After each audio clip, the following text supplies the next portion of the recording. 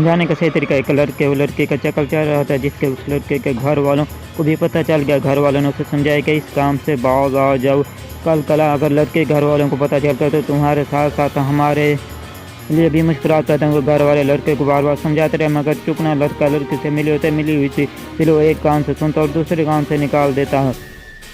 اس کا بھوت سوار تھا قصہ مقتدر لڑکے گھر والوں کو بھی پتہ چل گیا اور ایک دن انہوں نے لڑکے کو پکڑ کر خوب درگت بنائے، سرف ایکسل سے صفائی کی، ٹانگیں بازو توڑ جب اس کے گھر والوں کو بھی پیغام بھیجا کہ اپنے لاڈلے کو اٹھا کر لے جا۔ گھر والوں نے اسے وہاں سے اٹھایا اور ہسپتال لے کر علاج شروع کیا۔